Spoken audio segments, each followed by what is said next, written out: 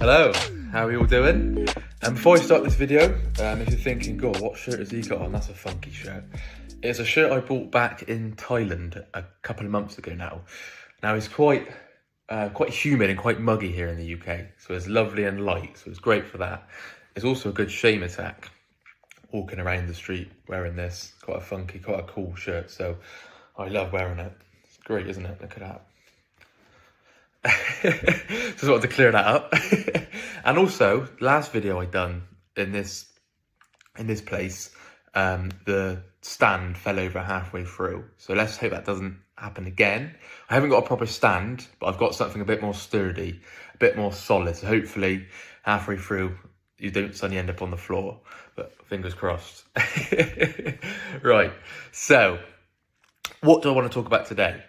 Today, I want to talk about how it felt when I was at rock bottom, and also tips that really helped me when I was at rock bottom, like really low, really hopeless. It felt like I couldn't go on.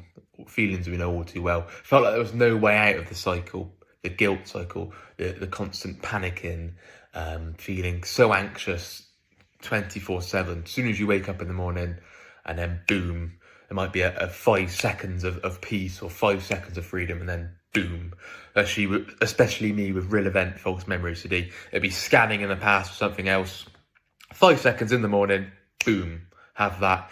Whether it's one that it's been latched onto for years or months, or whether it found a new one.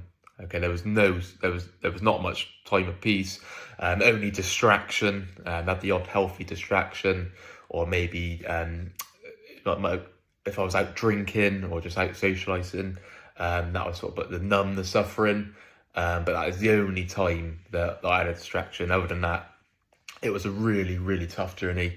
A lot of suffering, a lot of discomfort, and yeah, a really difficult, challenging time. So, what helped me when I was at rock bottom? Obviously, I'll go into some more detail with how I felt, but my previous videos have covered that. When I felt really low. So I just want to do a video now on the tips and how to overcome that and how to look forward. There's no point looking back. We've got to look forward. How can we get better? Not only feel better, but get better and maintain that health and keep going and persisting with it. All right, so the first bit of advice, or the first tip that really helped me, was being told that how you're feeling now doesn't equal forever. Right, very key bit of advice. Okay, whether that be a setback, when you feel like you're back to square one, a relapse, whatever. I remember feeling like this many times where my head was about to explode, like I couldn't possibly go on another second. I sort of had to curl up in bed and cry and moan and whine and complain and why me, why this, why that thought, why that theme. Something that I know all too well. Okay, or you could be starting off in your recovery journey. You could have been going down a rabbit hole, not really knowing what OCD was, and you get to the bottom and go, look, I need help. Okay, and that's how you're feeling now. You might be feeling hopeless. You might be really, really suffering. How you're feeling now, that does not equal forever. All right. The next tip is something that helped me, but I want to highlight before I mention this, is be careful you're not doing this compulsively, or you're not chasing for relief, okay? Or you're not doing it as reassurance. All right, let me tell you what it is. And that was looking at other people's recovery stories, especially people I could relate to, so similar themes, similar background, similar upbringing. So I'm from the UK, so people from the UK, people who like going to football, similar hobbies, okay, people that I can relate to. It gave me so much hope when I felt like I couldn't go on. I can't do this anymore. And I go, okay, look, other people have done this.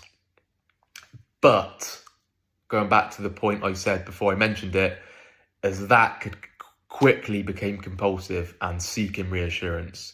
So as soon as I had having a bad day, as soon as having a difficult month, or just getting bombarded by thoughts, or maybe it's latched to a new theme or a new event, and that's it feels completely real, it feels as the exception, I then search for someone with exactly the same story, and if I didn't find them, then that was it, I wasn't ever going to recover, blah, blah, blah, something we know all too well. Okay, so looking at other people's recovery stories is great.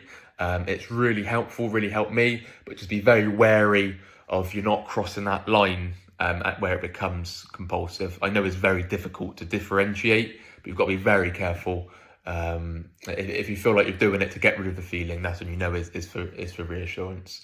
All right, but it is also handy to know, and it's very helpful to see other people's recovery stories. Gives so much hope. Okay, the next bit of advice, that the tip that I was told at rock bottom, and this was mainly by my fiance, by Rob, by the OCD community, so the WhatsApp groups, was tough love.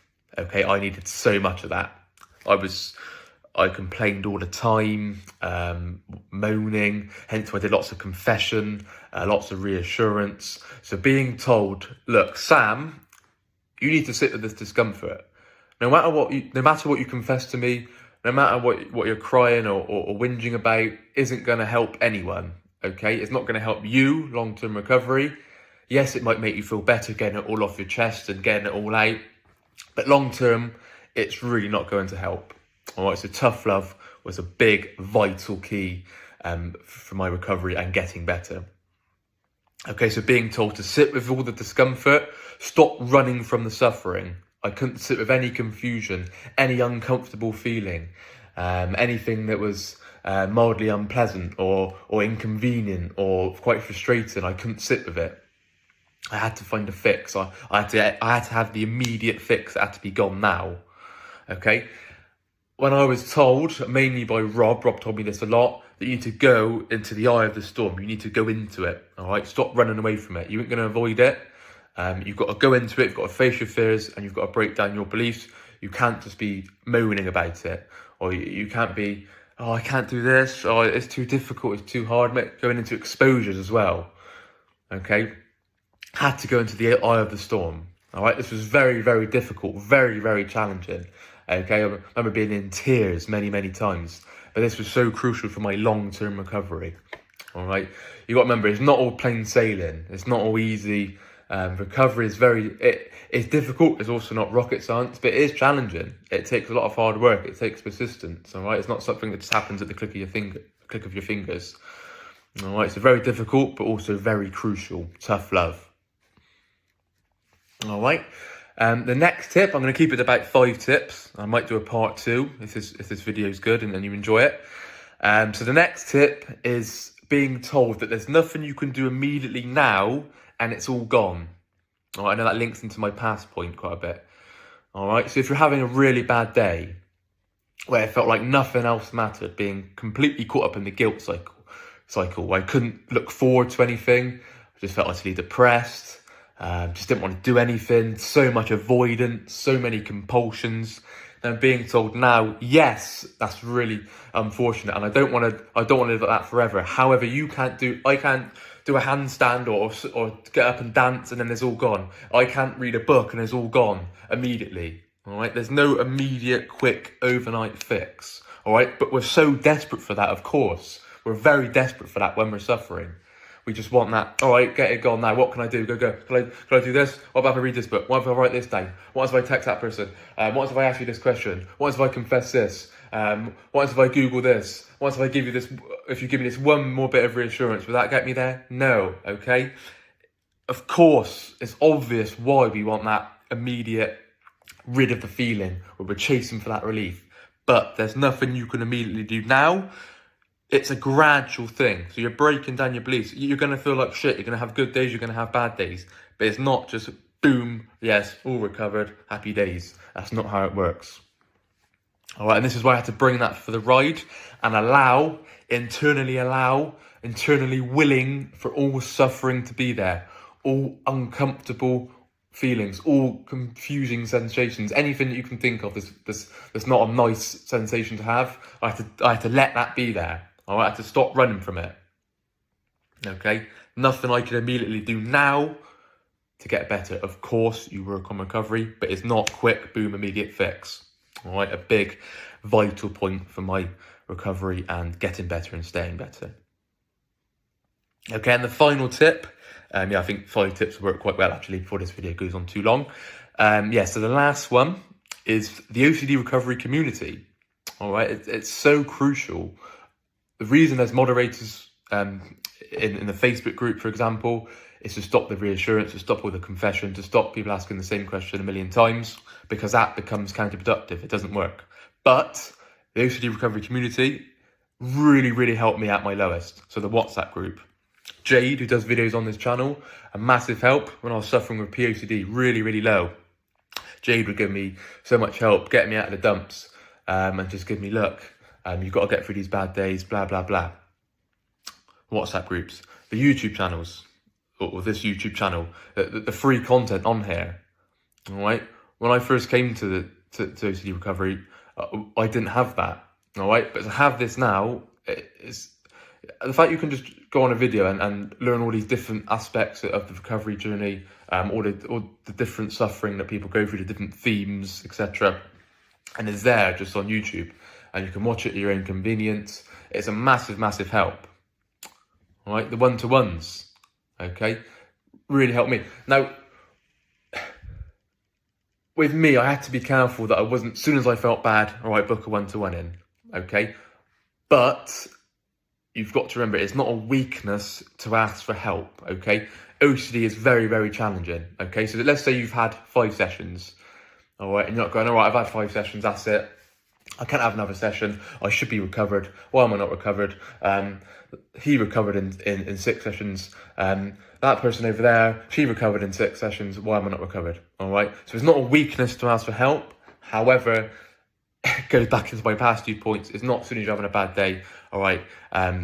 Okay, I need to ask for help. I need to ask the same question, blah, blah, blah. So it's just a fine line, but it was also, like I said, it's not a weakness to ask for help. And the webinars as well, big help of mine. Talking to people, hearing other people's stories, going through the same journey, a very crucial help. All right, so the fact we have the OCD recovery community, think of 50, 60 years ago. All right, people wouldn't have had that. All right, you wouldn't even know you had OCD for a start, I wouldn't have thought. Now, even if you did, what the hell would the help have been like? All right, I can't even begin to think what even would you be told? Maybe it was just the anxiety or the thoughts of thoughts. I really don't know. But the fact that we have the community in the now, the fact that we have this community now is a massive benefit and something that we can use to really help us. All right, so that's 5 tips, or 5 things that really help me, and hope that can help you. But the first point I just really want to highlight, okay, because I know you're going to thinking, well, so how you're feeling now doesn't equal forever. You're going to feel like, well, I feel like shit for a couple of weeks now, a couple of months. Is he sure that's the case? That's the main thing I want to highlight. All right, you've got to push through, okay. If you're feeling really, really shit, really, really down, that you can't possibly do anything, lost all motivation, whatever, that does not equal forever. I just want to highlight that. Okay, so that is a video on how I felt being at rock bottom, and tips for it. All right, if you have liked this video, please leave a like. Any comments or any suggestions for future videos? Someone left a comment on my previous video, which I'm going to do a video about in the next couple of weeks, talking about unconditional acceptance, but with real event and false memory. Any suggestions for me, please leave a comment and I'll happily assist. And if you haven't subscribed to the channel already, please do so. And if you're interested in any of our services, whether that be webinars, one-to-ones, whatever it may be, please email info at ocdrecovery.com or phil@ocdrecovery.com, and we'll get back to you in a timely manner. Anyway, have a lovely day or evening, wherever you are in the world, and you take care. Bye-bye.